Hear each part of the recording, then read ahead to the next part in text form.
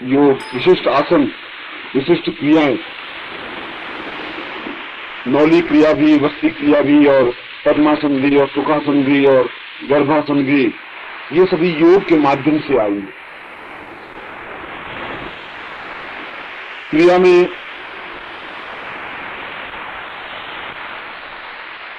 कायाकल्प क्रिया, जिसके माध्यम से आदमी मृत्यु को भगा सकता है, क्योंकि जब कायाकल्प करेगा तो शरीर की जितनी रोग होंगे, जितनी कमियां होंगी, वो दूर कर देगा उन रसायन के माध्यम से, औषधियों के माध्यम से। अश्विनी कुमार ने देवताओं को रसायन के माध्यम से ही कायाकल्प किया। धन्वंतरी ने सैकड़ों ऐसे वृद्धावस्थाओं में प्राप्त लोगों को वापिस कायाकल्प के माध्यम से यौवन में बना दिया था। कायाकल्प के माध्यम से शरीर में वे सारी कमियां, शरीर के झुर्रियां पड़ जाना, बाल सफेद हो जाना, कमजोर हो जाना, जल्दी जल्दी हाथ में लग जाना, डायबिटीज, ब्लड प्रेशर, जो कुछ भी बीमारियां हैं, उन बीमारियों का एक बार ही नियंत्रण और नियमन कर देना कायाकल्प कहलाता है। काया को बिल्कुल दूसरे ही नवीन शरीर में रूपांतरित कर देना, इस शरीर को ही ऐसा बना देना जैसे कि 20-25 साल का युवक हो, इसको कायाकल्प कहते हैं। ये क्रियात्मक पक्ष हुआ। और साधनात्मक पक्ष यह इंद्र तक अमृत साधना हुई, जिसके माध्यम से भी व्यक्ति अपनी इच्छा अनुसार जीवित रह सकता है। भीष्म पितामह को इच्छा मृत्यु प्राप्त थी, अगर वो चाहते तो 1000 साल भी जिंदा रह सकते थे। इसीलिए इस साधना का दूसरा नाम इच्छा मृत्यु साधना भी।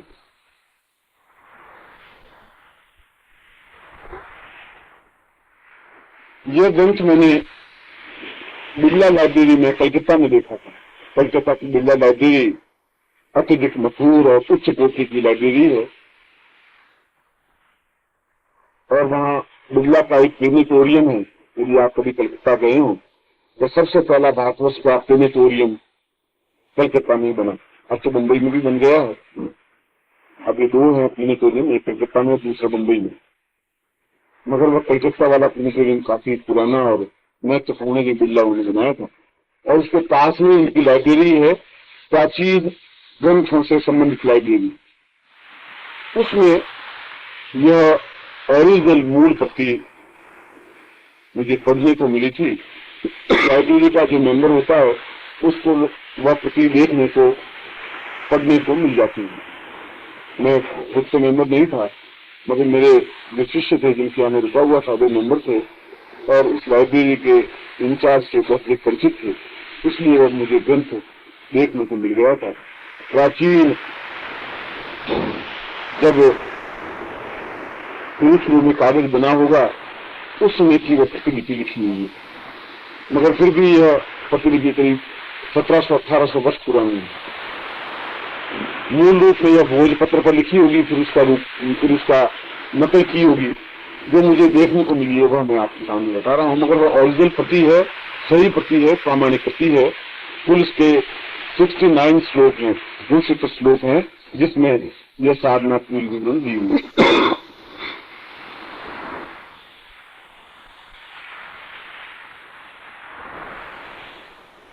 इस साधना की कुछ विशेषताएं हैं। एक तो यह विशेषता है कि इस साधना के द्वारा व्यक्ति अनंत काल तक जीवित रह सकता है।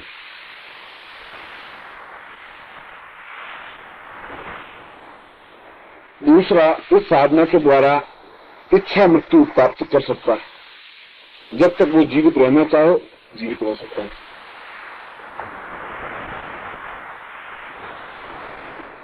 तीसरा, इस साधना में, इसी पुस्तक में, इस साधना में, इस पुस्तक में प्रामाणिक कायाकल्प करने की 3 विधियां दी हुई हैं। प्रारंभ में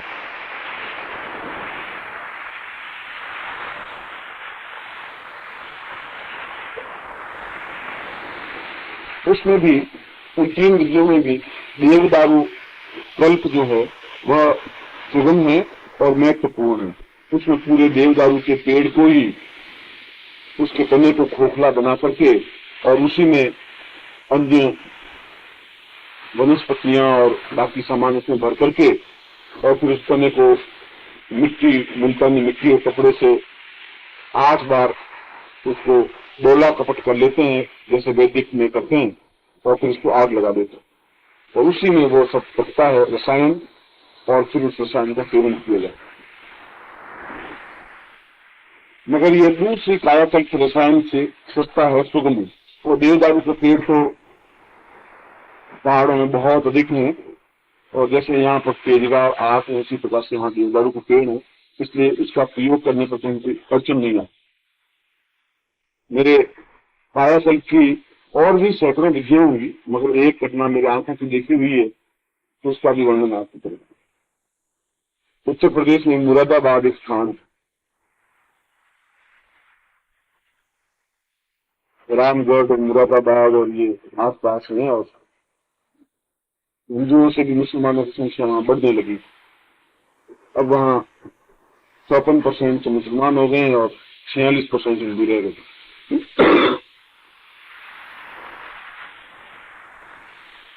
उसमें एक राय साहब रहते हैं मुरादाबाद में, और बहुत ही धार्मिक प्रकृति के और सज्जन आदमी। मैं उनके यहाँ कई बार ठहरा हूं, कम से कम 20-25 बार, 30 बार, 40 बार। जब मैं नैनीताल जाता हूँ तो मुरादाबाद रुकता जरूर हूँ, एक रात्रि उनके यहाँ ठहरता हूँ, फिर नैनीताल जाता हूँ। आते समय भी, क्योंकि वे शिष्य भी हैं और सज्जन सहृदय व्यक्ति। उनके यहाँ एक नौकर रहता है।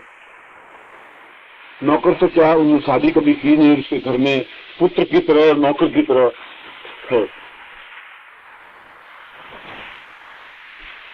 एक बार उनको बग्गी रखने का बहुत शौक है। राव साहब जो पुराने हैं उनको ऐसी वस्तुओं का, पुरानी मोटर गाड़ी और पुराने बग्गी, और उन्होंने 2 घोड़े, बहुत सुंदर तनेत घोड़े पाल रखे हैं। उनकी बड़ी वो खातर तवज्जा करते हैं, उसके पास पैसा वैसा बहुत है। आधा मुरादाबाद के मकान उनके खुद के बने हुए या किराएदार रहते हैं। आधा मुरादाबाद राव साहब का, आधा मुरादाबाद उनका। तो जो पैसों की उनके पास कमी है नहीं, उनको चिंता ये है कि पैसा कहाँ खर्च करें। उनके एक लड़का है और एक लड़की है, मुंबई में शादी हो गई है। लड़के की शादी अभी हुई नहीं है, इसलिए हम सबको चिंता तो है कैसे कमाएं, तो उनको ही चिंता है कि खर्च कहाँ करें, कैसे खर्च करें और पूछते रखें। और मेरे कहने से उन्होंने मुरादाबाद में बड़ा शिव मंदिर बनाया है, आप कभी देखें, और मुसलमानों के मोहल्लों के बीच में बनाया, पूरे विरोध के बाद। और पूरे संसार का पहला वो मंदिर है जहाँ एक मण का पूरे 40 किलो का पाइप शिवलिंग बनाया गया। और ये उनका ईश्वर भक्त और शिव भक्त होने का प्रमाण है।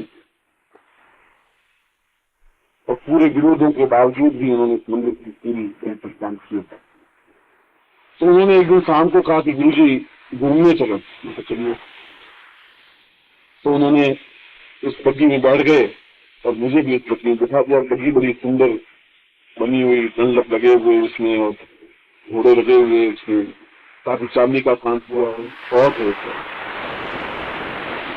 तभी वो नौकर आ गया और नौकर आकर के राय साहब को बात बताने लगा, और उन्होंने बग्गी को कहा कि तुम बग्गी को स्टार्ट कर दो। साइज को कहा, चलो बग्गी चलने लगी।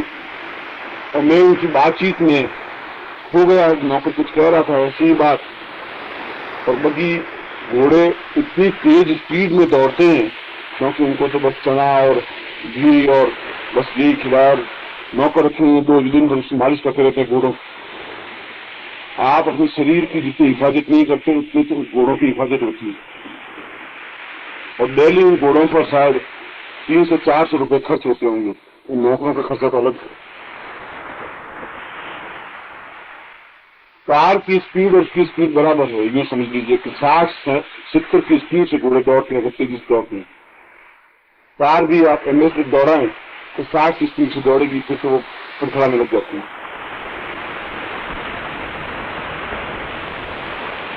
और वो बग्घी दौड़ रही है तेजी से, मुरादाबाद के बाहर आ गए, बग्घी तेजी दौड़ रही है, वो उसका मुट्ठी पकड़ी हुई, मूठ पकड़ी हुई बग्घी की, और नौकर साथ साथ दौड़ रहा, बातें कर रहा है।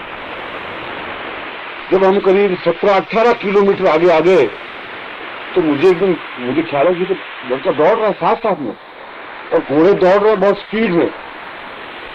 मेरे लिए तो बहुत बड़ा आश्चर्य थी। 18 किलोमीटर दौड़ने वाला तो ओलंपिक में इसको पहुंचा दे तो गारंटी से स्वर्ण पदक मिल जाए, कोई है ही नहीं, समस्या नहीं। जब उनका फार्म है, फार्म तक हम पहुंचे तो घोड़ों के मुंह से झाग निकल रहा था, बहुत हाँफ रहे थे, और उसके कुछ सांस भी नहीं, कुछ भी हाँफना तो बहुत दूर की बात।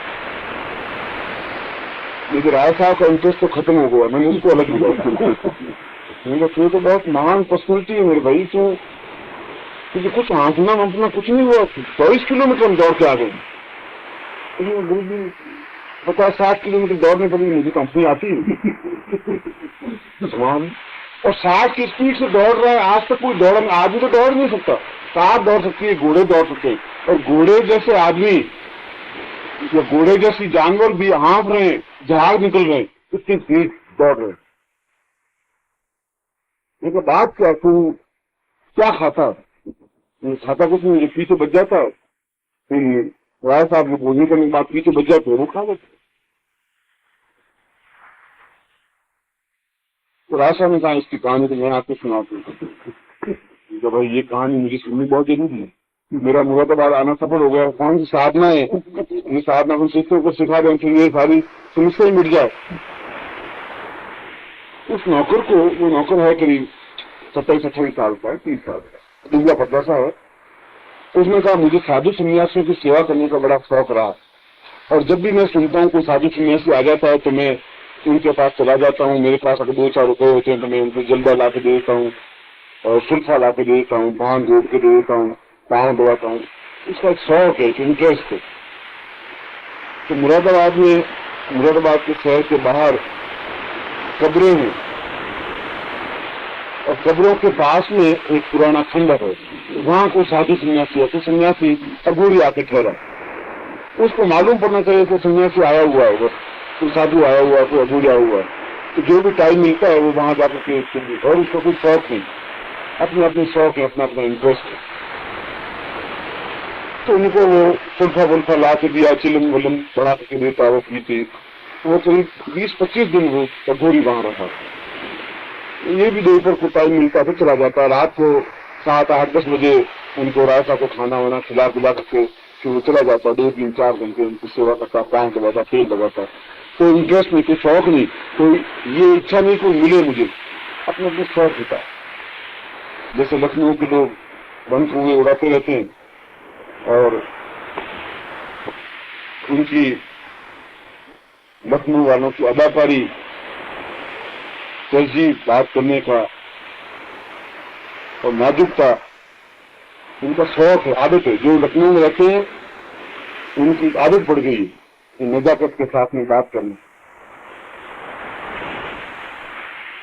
एक राजस्थान का व्यक्ति बेचारा लखनऊ वाले से मिलने के लिए गया। उस मित्र ने बहुत पत्र लिखा कि तुम राजस्थान में क्या पढ़े हो, तुम लखनऊ आओ, यहाँ चिकन का कुर्ता बहुत मशहूर होता है, मैं तुम्हें चिकन का कुर्ता पहनाऊंगा और यहाँ 12 दरी दिखाऊंगा, ये करूंगा। तो वो बेचारा गर्मी की छुट्टियों में अपनी पत्नी को लेकर के बात में 2 तो फंक, क्योंकि उसने कहा महीने भर मेरा रुकना है, बस आप जल्दी जल्दी भाग दो नहीं। और एक पूरा बिस्तरा, एक हाथ में थैली और एक वो डोली, 5-6 नग। जो एड्रेस दिया था उस एड्रेस पर वो बेचारा पहुंचा राजस्थान का, सीधा साधा आदमी का, साथ में पत्नी और एक लड़का। और जो लड़का 1.5 साल का होगा, पत्नी ने उठाया हुआ। तो देखा कि वो दूसरी मंजिल पर रहता है, सीढ़ियां देखी तो करीब 30-35 सीढ़ियां, छोटी छोटी सीढ़ियां 8-8 उंगली की। उसके नीचे से आवाज दी, अरे केशव भाई केशव भाई। अब केशव भाई दूसरी मंजिल से बसने वाले तो सुने तो सुने, नहीं सुने तो नहीं सुने। उसने बेचारे ने 15-20-25 बार आवाज दी तो सुने ही नहीं। उसको नीचे जो रहता था उसने पूछा कि वो केशव भाई यहीं रहते हैं? उसको यहीं रहते हैं, दूसरी मंजिल पे रहते हैं बिना आलू। तो वो ऐसे ऐसे ही बिल्कुल बिल्कुल आप सही फरमा रहे हैं, यही उनका दौलत खाना है। दौलत खाना था, अब दौलत खाना 35 सीढ़ियां दिखाई दे रही है। उसने कहा कि आप उनको कह दें। अब हजूर में उनकी अर्ज क्या कर सकता हूँ, मैं तो किला भी बस थोड़ा बाजार जा रहा हूँ, आप आवाज दीजिए। वो क्या बात है, उसने तो आवाज दी थी तो 30-35 आवाज दी थी तो मैं तो गला टूट गया। उसने पत्नी को कहा कोई बात नहीं, अपना दोस्त है लंगोटे यार है, कुछ सामान लेकर के ऊपर चले जाते हैं, बात क्या है, थोड़ी तकलीफ होगी, थके हुए तो है तो कोई बात नहीं। उसने बेचारे ने, उसकी पत्नी ने लड़का उठाया, एक बॉक्स उठाया एक हाथ में और एक हाथ में वो गोल सी उठाई। उसने भी बेचारे ने 2 ट्रक उठाए और हाँफते बेचारे 35 सीढ़ियां चढ़ के ऊपर पहुंचे। और पहुंच करके आवाज दी केशव भाई केशव भाई। केशव भाई बाहर आया। उन्होंने कहा तू यहाँ आ गया और कमाल कर दिया, तूने मुझे पहले इतना क्यों नहीं की? पत्र तो तुझे दिया था, पत्र दिया था, मगर तू सामान लेकर ऊपर कैसे आ गया? उसने कहा कि तुम मेरे मित्र हो, आवाज में लिख नहीं, ये तो हो सकता है तुम सामान उठा के लाओ, ये मुझे बर्दाश्त की बात नहीं, सामान नौकर लाएगा। अब नौकर लाएगा तो लाएगा, मैं आऊँ नहीं तो वापस नहीं चले जाओ। ये तो मेरी तौहीन है, ये मेरी तौहीन है कि तुम सामान उठा के कैसे लाओ, नौकर लाएगा। उसने कहा भाई ले तो नहीं, ऐसा कैसे हो सकता है, बाहर बात तो छोड़े जाता है, ऐसा बर्दाश्त नहीं कर सकता, ये तो संभव ही नहीं है। तो वो 2-4 मिनट में कहा कि अब भैया जो कुछ हो गया तो इसमें कुछ नहीं समझता, ऐसा कैसे हो सकता है, तुम सामान उठा के ऊपर आए, ये तो मेरी नाक कटने वाली बात, सामान वापिस नीचे गिरा। वो रोता रोता वापिस नीचे दे गया। फिर नौकर का नाराज सामान साहब का ऊपर दे दिया, लखनऊ में आया, तुम सामान कैसे ला सकते हो, तो अब तुम ऊपर आते। वो बेचारा रोता रोता वापिस नहीं। तो लखनऊ वालों की अदाकारी अपने आप में और ऊपर सामान लिया था, अंदर रखना है कि नहीं, तुम नहीं ला सकते, वो नौकर लाए, आप कैसे ला सकते हैं, तुम तो बार बार थोड़ी आते हो। तो वो तो नजाकत उनके वहाँ हवा में है। तो वो अघोरी के पास वो रोज जाता। तो एक दिन अघोरी ने कहा कि बच्चे हम कल चले जाएंगे, तू मेरे साथ चल सकता है? मैंने कहा जल्दी चला चलूंगा। वो साथ में अघोरी रवाना हो गया। एक दो चमत्कार ऐसे दिखाए होंगे, हवा में से कुछ चीज याद खिला दी होगी, ऐसा कुछ किया होगा, तो वो साथ दूसरे दिन उसके साथ चला गया। राय साथ कुछ लाई नहीं, और राय को कई बार चला जाता, 2-3 दिन के लिए चला भी जाता। तो राय साहब सोचते हैं साधु सुनर के पास पड़ गया होगा, सुल्फा पी लिया होगा तो आ जाएगा। वो चलते चलते करीब 3-4-5 बज गए, तो करीब उस जगह से मुरादाबाद से करीब वो चले गए 8-10 किलोमीटर आगे। तो उसने कहा कि आज यहीं रुकेंगे जंगल में। ये सच्ची घटना बता रहा हूँ, जंगल में रुक गए। वो पहुंचा हुआ कुछ अघोरी था, उसने अपने झोले में से एक अंधी निकाली, इंडिया मिट्टी की, उसमें पानी भरा, आधी इंडिया कर दी। उसको कहा तुम लकड़ियां चुन के लाओ, आज भोजन यही पकाएंगे। उसने लकड़ियां कंडे वंडे चुन के लाए जंगल से। शाम को 5 बजे का टाइम, और उसने मंत्र पढ़ना शुरू किया और नीचे आग लगा दी। अंधी में पानी थोड़ा सा गर्म होने लगा, और 2-4-5 मिनट हुआ सांप काला भयंकर आया इस मंत्र पढ़ने आया। तो उस अघोरी ने वो पकड़ा और पकड़ के उस इंडिया में डाल दिया, ऊपर दे दिया, ढक्कन रख दिया, और 2 किलो का पत्थर तो नीचे आग लगाने के लिए। वो बैठा बैठा देखे, तुमने कहा ये तो अंदर जल जाएगा, भोजन तो पकाना ही है कि नहीं पकाना है, भूखे मरेंगे क्या? उसने सोचा आज तो मारे जाएंगे। ये मैं कहाँ छोड़ के कहाँ आ गया। उसने कहा मैं तो वापिस जाता हूँ। तो वापिस कैसे, खाना खाए भी ना कैसे वापस आया, खाना खाए भी नहीं जा सकते। उसने सोचा अगोरे वक्त भरोसा नहीं, सारा मार दे, हत्या कर दे। वो 7 घंटे भर तक उसको नीच आंच मार आंच देते देते देखो अंदर से वो गंध सी आने लगी। तो चपन था जो पानी वाली सब मिलकर के बिल्कुल मलाई की टाइप मलाई बन गई। मलाई बनी की संध्या को नीचे उतारी, उसका अंदर खा ली।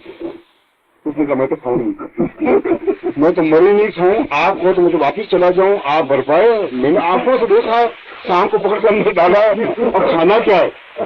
उसने कहा खा लो, पछताएगा जिंदगी भर। उसने कहा मैं तो खाने का सवाल ही नहीं है, आपको भूख लगी हो तो आप खाओ, मैं तो सारी रात पड़ा रहूंगा, सुबह में वापिस जाना चाहता हूँ। तो साधु ने बैठे बैठे खाने के बाद में तो उसको सारी रात नींद नहीं। सांप का सांप उस मलाई की तरह खा गया। वो राक्षस है क्या है। सुबह उठ देखा तो साधु करीब था, करीब 70 साल का बुढ़ा ऐसा। सुबह उठ करके देखा तो उसने देखा तो बिल्कुल जवान की तरह साधु, और बाल उसके काले हो गए, आंखें रोशनी बिल्कुल, और चेहरे पर झुर्रियां नहीं।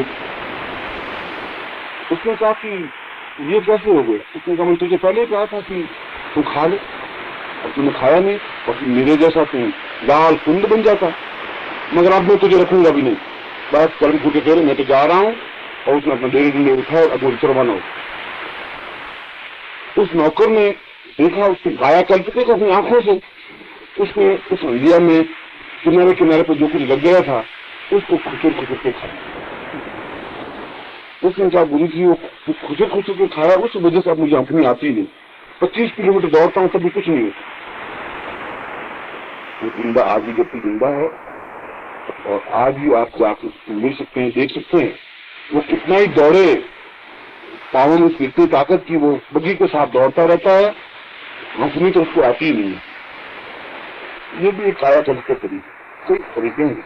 मगर आप सीधा सांप इंडिया में डाल के कायाकल्प करना मत पूछिए, क्योंकि आप फिर कहोगे साहब ये कैप आप खुद ने कहा था कायाकल्प करने का। इसलिए वो तो मंत्रात्मक प्रयोग होगा, उसने सांप को मंत्रों से बुलाया होगा, और आगे भी कोई मंत्रात्मक प्रयोग होगा। सीधा डायरेक्ट एकदम से आप कायाकल्प अपना और मेरा दोनों का मत करना। ये तो मैंने एक प्रयोग, एक तरीका कि कैसे कैसे कायाकल्प होते हैं, तो तंत्रात्मक कायाकल्प अलग होगा। जो मैंने आपको बताया है वो कायाकल्प अपने आप में, देवदारू का कायाकल्प अलग है। कायाकल्प का अर्थ है कि शरीर में जितने भी विकार हों, जितने रोग हों, जितनी जर्जरता हो, जितनी कमियां हो, जितनी न्यूनता हो, वो सब दूर होकर के वापिस यौवनवान बना देना, चाहे पुरुष हो चाहे स्त्री हो, उसको कायाकल्प कहते हैं। और आयुर्वेद के ग्रंथों में भी मंत्रात्मक दृष्टि से कई दिक्कत। और तीसरा ये क्रियात्मक हुआ, और तीसरा मंत्रात्मक या साधनात्मक भी, मृत्यु को परे धकेलना, अपने जब तक चाहे जीवित रहने की क्षमता प्राप्त करना, इच्छा मृत्यु प्राप्त करना, यह साधनात्मक है। और यह उम्र साधनात्मक अपने आप में ज्यादा महत्वपूर्ण